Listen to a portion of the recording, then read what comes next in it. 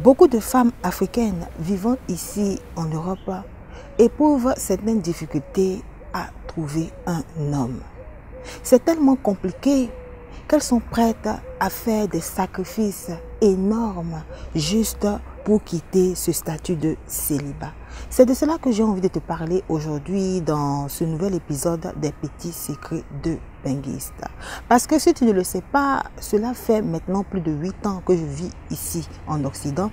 Je vis des choses et je continue à vivre certaines choses, certaines réalités que j'aimerais partager avec toi. Mon but n'est pas de te décourager, mais mon but, c'est plutôt de t'encourager. Parce qu'en te racontant ces histoires vraies, tu pourras mieux cerner toutes ces réalités qui se passent ici. Parce que si tu connais les vraies réalités du terrain, tu seras mieux préparé si tu as envie de venir ici en Europe. Donc, si cette démarche t'intéresse, alors cette vidéo est pour toi.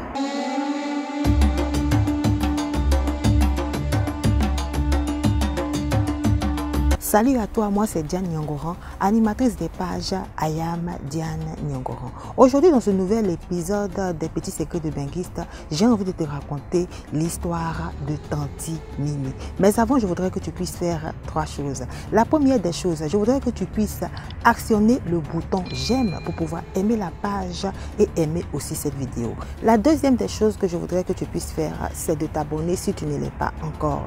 Et n'oublie surtout pas d'activer toutes les notifications, notamment la cloche. Comme ça, tu seras informé lorsque je vais publier une nouvelle vidéo. Car chaque semaine, je publie au moins 3 vidéos. La troisième des choses que je voudrais que tu puisses faire, c'est de partager. Oui, partage. Si tu penses que cette vidéo peut aider une personne, partage-lui cette vidéo. Comme je te le disais aujourd'hui, je vais te raconter l'histoire de Tanti Mimi. Le nom Tanti Mimi, c'est juste un nom d'emprunt que j'ai changé pour ne pas qu'elle puisse le reconnaître. Tanti Mimi, c'était une tanti ivoirienne qui vivait en Suède. Elle avait autour de la 50aine. Mais c'est le genre de tanti qui ne fait pas son âge, parce qu'on pouvait même lui donner 40 ans. C'était une tanti qui avait au moins 4 enfants, des enfants même qui étaient grands, parce que sa première fille avait autour de, je crois, 17 ans. C'est une tanti qui a vécu en Suède, qui avait un mari ivoirien qui l'avait fait venir. Elle avait divorcé et elle se retrouvait seule. Elle vivait la solitude et cela jouait beaucoup sur elle. Et elle a rencontré apparemment un jeune que nous allons appeler Y, parce que Y était moins âgé qu'elle. Y avait autour de la quarantaine. Et lorsqu'elle a commencé à avoir des relations avec lui, connaissant la communauté africaine, connaissant la communauté ivoirienne en Suède, parce que Y était aussi ivoirien, beaucoup d'Ivoiriens avaient commencé à soupçonner cela. Moi-même, je vivais encore là-bas et beaucoup de personnes avaient commencé à soupçonner cela.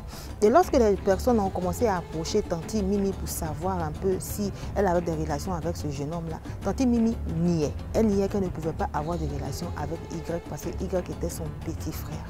C'est comme ça que, bon, les gens ont laissé, les gens ne sont plus occupés d'eux. Jusqu'à ce que quelque temps après, un jour, il y a un gros problème qui survient. Et c'est le mari de Tanti Mimi, c'est-à-dire l'ex-mari de Tanti Mimi, qui fait sortir cette affaire. Soit disant que sa fille aînée, qui vivait à l'époque avec Tanti Mimi, a été agressée sexuellement par un homme qui vivait à la maison. Parce que Tanti Mimi était une tanti qui faisait louer ses chambres, c'est-à-dire qu'elle avait des chambres. Elle avait beaucoup d'enfants, l'État lui avait donné une maison où il y avait beaucoup de chambres. Donc, elle louait ses chambres à certains étrangers. Donc, c'est comme ça que lorsque cette affaire a éclaté, les gens cherchaient à savoir un peu ce qui se passait. C'est comme ça que tout le monde découvre que, au fait, celui dont la fille accuse de l'avoir agressée est ce mec-là, Y. Voilà, c'est ce mec-là, Y. Donc, les gens approchent Tanti Mimi parce que l'affaire commençait à chauffer parce que son mari, son ex-mari voulait porter plainte. Il voulait porter plainte. Donc, Tanti Mimi était obligée d'avouer, de dire toute la vérité. Elle est allée voir comme ça des gens de la communauté, des grands tontons de la communauté, pour leur dire d'aller voir son mari et de lui demander pardon. Qu'elle ne voulait pas que son Y ait des problèmes, vu que Y n'avait pas de papier, Y était sans papier. Donc, Tanti Mimi a été obligée d'avouer qu'elle avait des relations avec Y. Et cela a choqué tout le monde. Cela a choqué tout le monde. Donc, elle avait des relations avec lui. Elle avait fait venir chez elle à la maison. Et apparemment, Y a abusé de sa fille.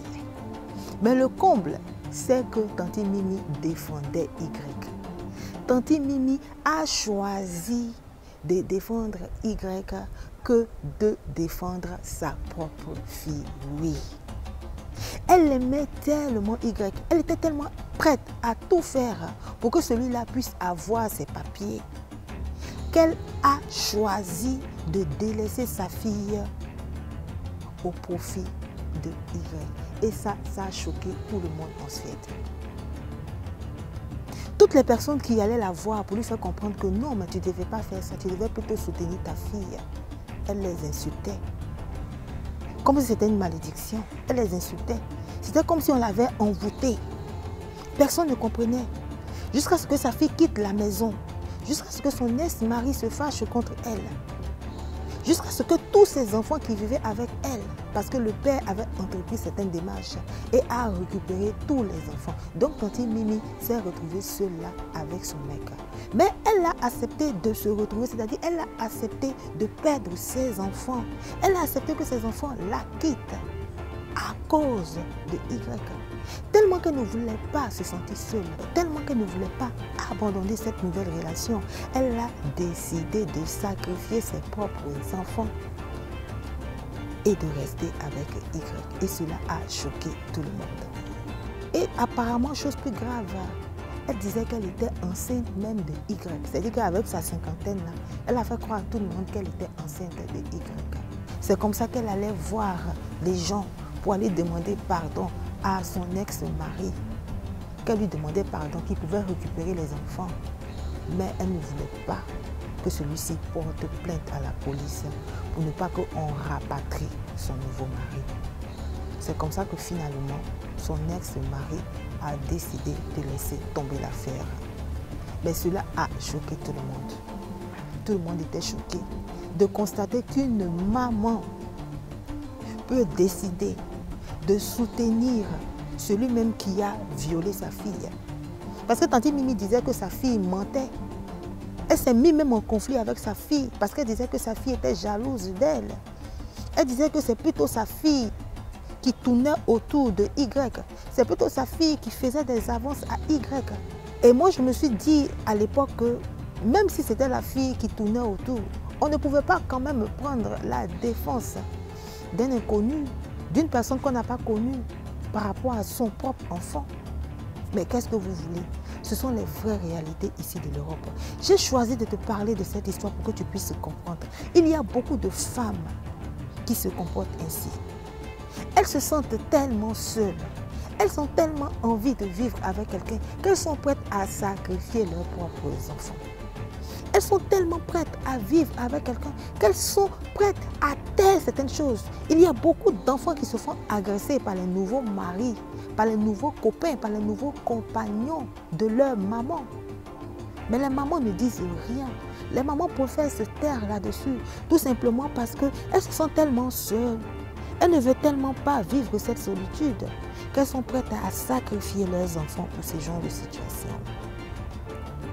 Je te parle de ça parce que c'est un quotidien ici. Il y a beaucoup de femmes qui vivent cela.